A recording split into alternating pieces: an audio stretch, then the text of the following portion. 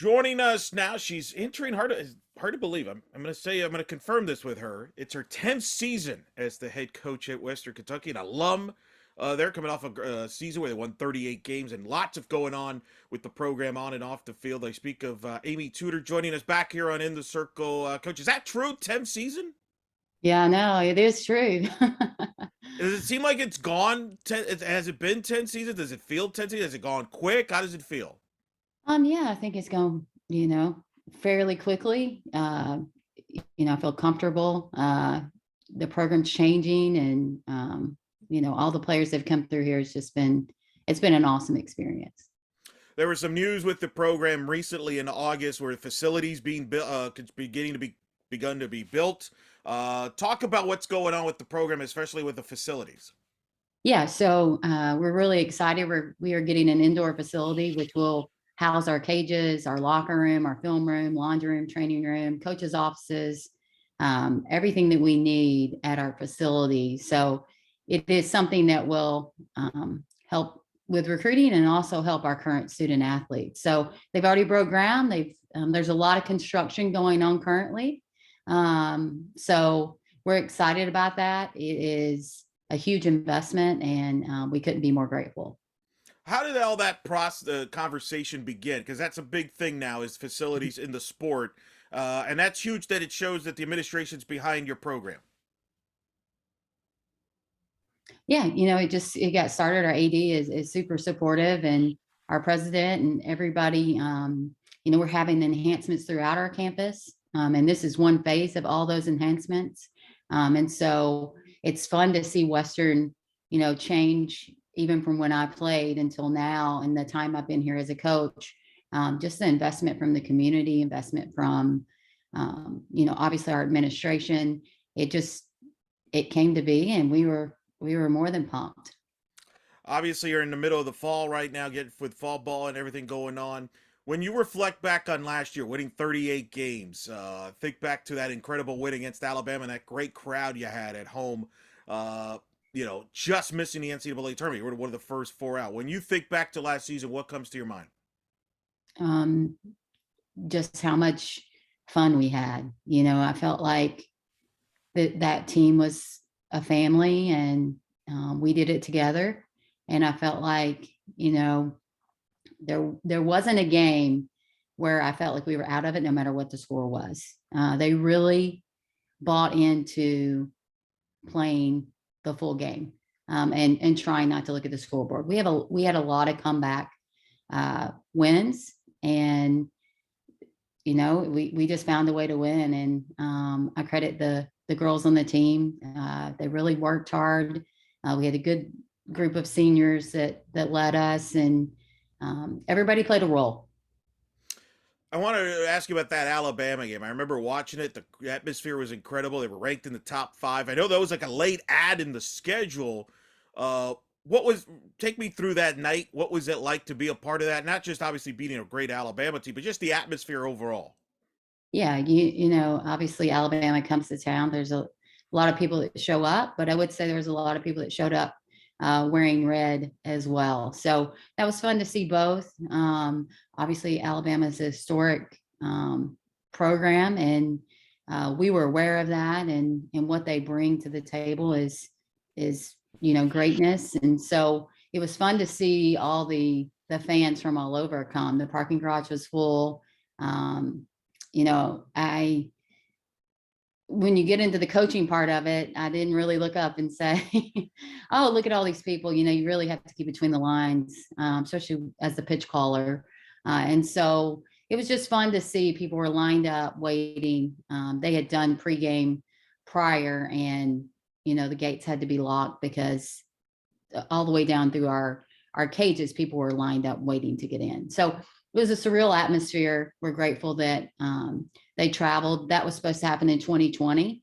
And obviously our season got cut short. And obviously Coach Murphy is a great coach and a great person, and, honored what he was going to do. And they came back up. So just an awesome atmosphere. And, we're just so grateful.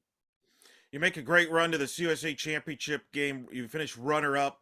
Then there comes the selection night, selection show. What was the mindset going into the selection show? Were you optimistic? Were you sort of, I don't think we're gonna get in? How did you kind of approach that situation? And obviously obviously disappointment that you didn't get in.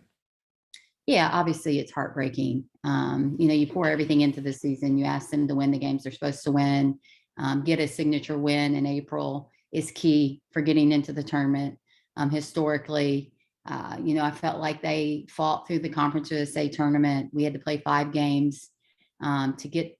It was the 5th game that we played by the end, and they never gave up. So I would say that night was heartbreaking, especially for the seniors that didn't have another go around. At the same time, you don't know, you don't want to leave it in the hands of the committee. And we didn't take care of business there. So we had our opportunities throughout the year to do some things a little differently. But overall, I felt like our resume was pretty strong. What was the message to the returners now? Do you feel that because they saw how close they were, there's a chip on the shoulder because of that? What's been the kind of the mood with the returners in particular? Yeah, the returners, most of them played in 21 where we went to the NCAA tournament. And so they felt that and they liked that excitement and they liked that love. And then in 22, obviously it was heartbreaking. So they go from one extreme to another extreme. And, it's a realistic approach that we're taking. And, they obviously have a little chip on their shoulder, I would say. But they also are growing and their mindsets are, this is what we have to do to get to where we need to go. They've come back, they've worked hard, and even adding new people, it's been the same type of work ethic. And, I think they're hungry. Let's talk about this current team there, and it always begins in the circle. Obviously, last year Shelby Nunn was fantastic for you, won 23 games. She graduated. We got Katie Gardner coming back. Just talk about your pitching staff because they were a big part of the success last year. And of course, Shelby Nunn. Everybody's going to ask you about replacing her. You don't replace somebody like that, but at the same time, you got some good arms coming back and some maybe new faces as well. So, how do you feel about your staff? Yeah, obviously losing Shelby and watching her grow from her freshman year to her senior year was a lot of fun and her development. And, I was glad that she got, all of that success and all of those accolades she earned. And she was a great teammate and all of those things. So, yes, that is the question I get asked the most. Uh, but we obviously knew she was graduating. We knew what her plan was. She's actually on my staff now, so it's fun to have her around, along with Maddie Bowles, who played first base for us as well. So they're both GAs. But our current staff, obviously, Katie Gardner's got NCAA experience. She understands, what Shelby did last year, and the torch is kind of being passed to her. But she also has people around her to help her. Do what she needs to do. And she's had a good fall. She's working hard. She's also in her master's program. So some stresses off the field as well as on the field. But Kelsey Halchins threw some for us in spot innings last year. She's had a good fall as well to come in and throw innings, as well as Savannah Fergie, who is also a returner that was a freshman last year. They both are a little bit different. And then we've added 2 freshmen. So while graduating Shelby Nunn, my goal was to go find someone that throws hard and down. And that was what we did. And so we've got a freshman that throws hard and down. And then we've also got another freshman that throws, mostly more spin, side to side, and upward movement. So we feel confident all through this past weekend in our fall games. And they all did well. You don't know about freshmen coming in. It's kind of nerve wracking, but I will say, it was a great atmosphere. Our stands were full for a fall game. So we were excited about that. I don't think I've seen that in a while. So fall games are, hit and miss, but our fans really came out to support us.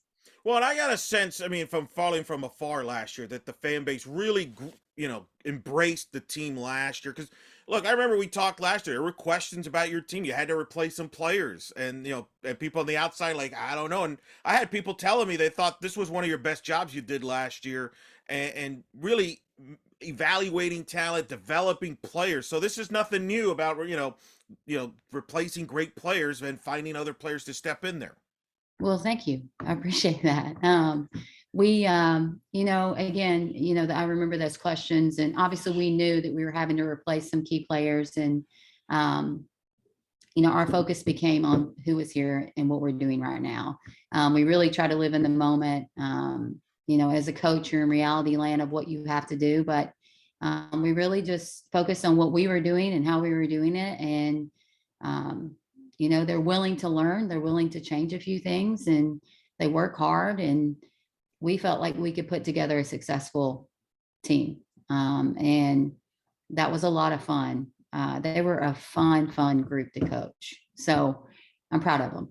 Was last year one of your most fun years as a, I mean, I know you've had some great teams and success, but I can see and sense in your voice that you really enjoyed last year. That's one of the reasons why you do this, isn't it? Yeah, they were great people and great to work with.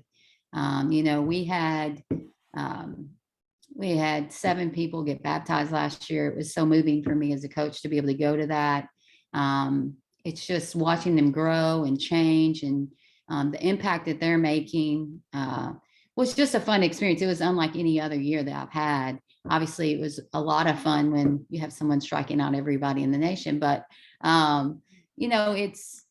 it was just a good, fun year. And obviously, the ending wasn't what we wanted. But we obviously need to win softball games and do all those things, but we really felt like we had a cohesive unit, and we just fell one game short.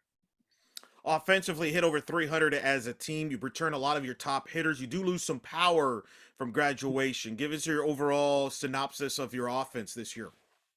Yeah, I think we're similar. I will agree. I think we lose a little bit of power. We've added 2 transfers in that I think will help us immediately in our lineup, that have experience, that can hit the ball, for power and for gaps. I feel like we are still pretty fast. Our offense is kind of blended between lefties and a few righties, but we want to be aggressive, and I feel like our offense is about the same, minus someone that can put it in the 3rd or 4th story of our parking structure. So we do lose that big hurrah, I would say, but we have a few that have put a few in the parking structure so far. So we'll have a good balance, I think, a mix of speed and power. Who are some of the leaders on the offensive side, either from a on the field standpoint, production standpoint, and also from an off the field leadership? Maybe being vocal leader or just a leader by example. Yeah, I feel like we have quite a few different leaders in different categories. But just to touch on some of the hitters that are returning that had a huge impact last year with their averages and big game moments, that not everybody gets to see, is Taylor Davis, obviously from her freshman year to until now, has just she got the message and she went home and she went to work, and she's probably our most vocal leader. She leads by example. She does all the right things. And she's instant offense. So we're excited to return her. She's in our 2-hole. We return our leadoff and Briley Hage, who's a gap hitter, who's a lefty as well. And Taylor Sanders, who had a big year for us and broke the RBI record for our team last year. So I feel like those players that are returning will have a big impact. And then, seeing what freshmen may do, we return our starting catcher, and I know our pitching staff gets a lot of love, but I think the catcher needs a little love too. And she did a really good job for us last year, and kind of being thrown to the wolves. So I feel like our battery will still be strong, and offensively, I feel like there'll be some new faces shine. I just don't know yet. You mentioned a couple of transfers you've added. How do you feel they fit in, and how they fit in with the group coming back, and obviously the freshman class you've mentioned, obviously, and that chemistry that's so important. It is. It's so important, and our team is so welcoming. I would say that's the thing that is fun to coach about them is, we want to try to be quality people first, and softball is just our platform. So I feel like Faith Haig, who's transferred in from UAB, I've seen her play for the past 4 years, so I know her pretty well. And when we couldn't get her out, I was like, yeah, we want her on our team. So she's mixed in really well. Kelsey Schmidt from Auburn is mixed in really well. She provides power. She does a lot of things that can't be taught, I would say for both of them. but we've actually thrown her to first base and she's just embraced it. So both of them are willing to do whatever it takes for the team to be good. And they just mix right into our culture. You got a new face on the coaching staff. Just talk about your staff as a whole, and especially with the new face, and how they helped obviously with the set everything up and their roles. Yeah. So we added Mario Hernandez to our coaching staff, and he's a great recruiter. He's a go-getter. I would say that's the thing that I've noticed. Not knowing him personally, but knowing him just from coaching and seeing him on the recruiting trail. And he's responsive. He does all of those things. He'll work with the infield. And so we're excited to have him. This will be his first go around with us. So I think he's enjoying his time, and we're glad to have him on our team. And then Kayla Bixel works for the outfielders, is our lead recruiter, and she has done a great job with the outfielders and with everything recruiting. And so that's a big impact for us. But both play key roles for us. They do things I can't do. And that's where I try to find the mix and things that I feel like, hey, we got great people that love the girls and want us to try to be successful and help them achieve their dreams. Right. We talked before about how you like to delegate and give your staff responsibilities, and that balance there. Where did that come from? Where did that philosophy come from you, from your standpoint? Yeah, I like not to micromanage. I would say it's not my style. I'm definitely over everything. That is something that I've played infield, worked with infield. All of those things are there, but I feel like you can use people for their strengths, and just figuring out my shortcomings and what I can't do and what they do better than me. I feel like I am about X's and O's. That's what I like. That's what I like to do. I like to do hitting. I like to do pitching. And those are, and obviously catching. Always leave out the poor catchers, but those are my strengths, and things I don't do well. These guys just rip it apart. And we try to collaborate and think of things that we can do better and how we can all improve our game. Just kind of like what we ask the players. But growing up, I wasn't micromanaged as a player, and I like a player that's athletic to play.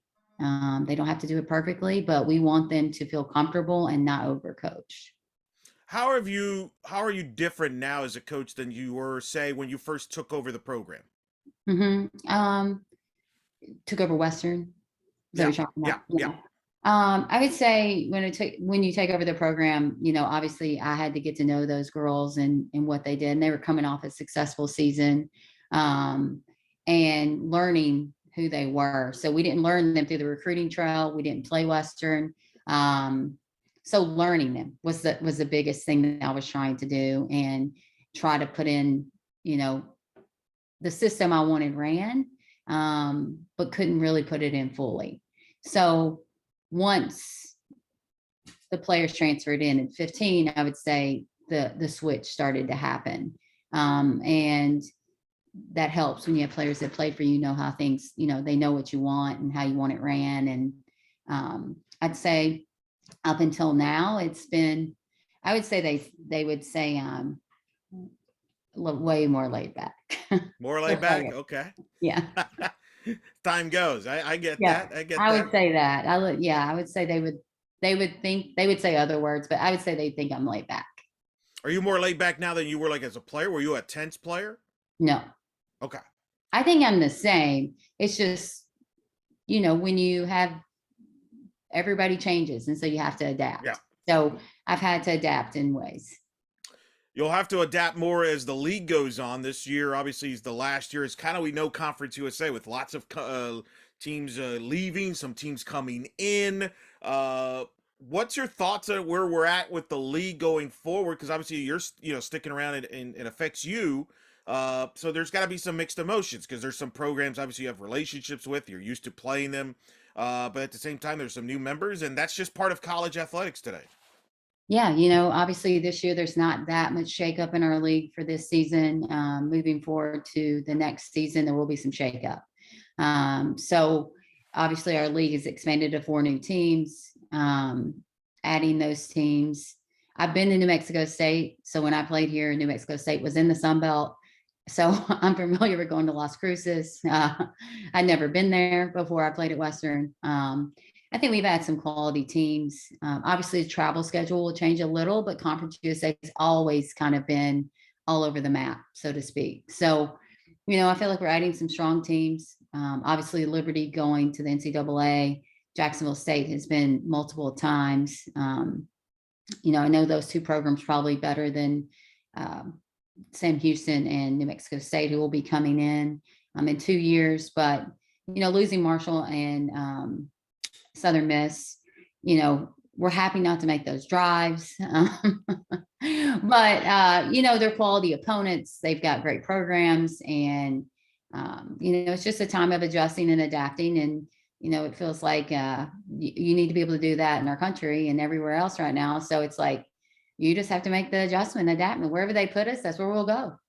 Listen, if UCLA is going to the Big Ten, right? Anything's Yeah. possible. Yeah, that was the most shocking. I think Conference USA is even on the map with that. So that was the most shocking. So yeah, I think everything's going to be changing, and I'm just trying to focus on what we're trying to do. Do you keep an eye on some of the new members that are coming in and how they're faring? I know the focus is on this year, but from a standpoint, because when you're in a conference, you're used to like, hey, we're familiar with that team, we know how to scout them, or et cetera, et cetera. You're almost going to be starting from new here in about a year or two. Do you start to keep an eye on them now, or do you just wait till maybe the off season and all that? Yeah, no, not right now. We're focused on the teams that are here, and where we are right now. Talk about you mentioned obviously with some of the changes in the conference non-conference schedule. How's that looking for you this year, and how do you think it'll look down the road? Do you have to make adjustments there? Yeah, so our non-conference schedule has changed a little bit for us this year. So we're going to try something a little bit different. We're going to go on the road the first 2 weekends, and we're going to stay on the road. So we're going to play down in Leesburg, and I don't have the schedule confirmed, but we're supposed to play Michigan twice and Minnesota twice, and then someone else, and then we'll drive up to Athens and play Georgia on Wednesday. Then we'll drive over the next weekend and play South Carolina in their tournament. So that has changed for us. We felt like, we wanted our strength of schedule to go up. And so that's changed. We've added Arkansas is coming back to play us this year. So we're really excited about that. And then Indiana's also coming. So we're excited about that. And we'll go to Kentucky and we host Louisville. So we feel like adding those 10 games will get us ready for Conference USA and also increase our strength of schedule. So we'll see. That's good. And you got to take advantage of the region you have with the great opponents that you have, and Yes. you'll enjoy the Fleesburg, Florida weather. Hopefully in February, we'll greet you well with good, nice to Yes. great weather. Yes. We're excited. I've never been. So I actually called Dot Richardson and asked her a couple questions. So she was very helpful.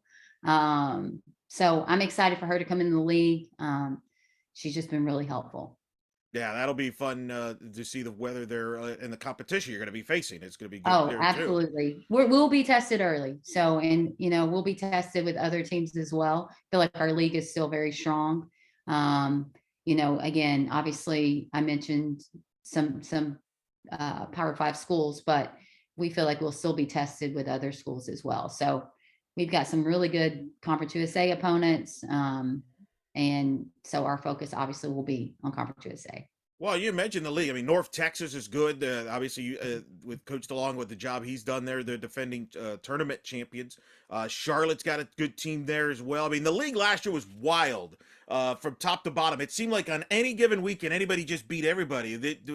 How do you compare last year? Because it was a pretty wild tournament. Like I said, we were in the mix to be a multiple bid league, but it was especially the conference tournament was topsy turvy.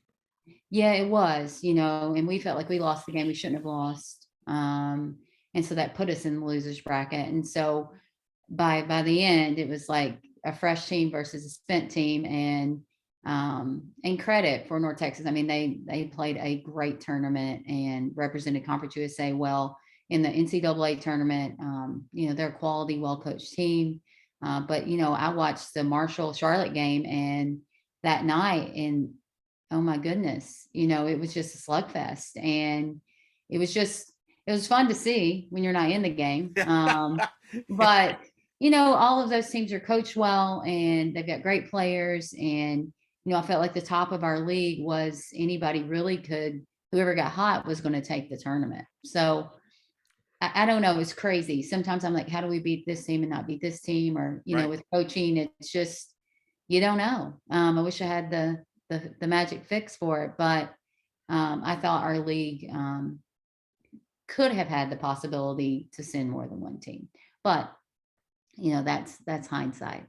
Yeah, no, and it probably is going to be the same this year. You guys, it's just top to bottom, it'll be competition every weekend. I mean, I remember, I mean, I've covered the league for over 16 years. It's always been Yeah. like that, even when I was there on a daily basis Yeah. back. So the That's more all. things change, the more they stay the same in the league, right?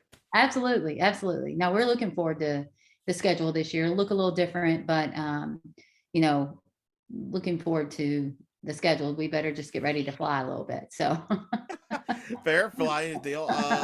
Last question for you. What as you get, finish up here in the fall, and then before you know it, February gets here, you're going to be in Leesburg. What are some of the keys for your team this year to accomplish your internal goals? yeah, I think a big key for us is to focus on our team right now, and what we're trying to do and not looking toward the season, what we're trying to do with our team, um, on and off the field, and building that, good culture atmosphere. And this is the time we get bigger, faster, stronger, and not focused on, oh, we have to play this team, this team. We really try to focus what's happening today.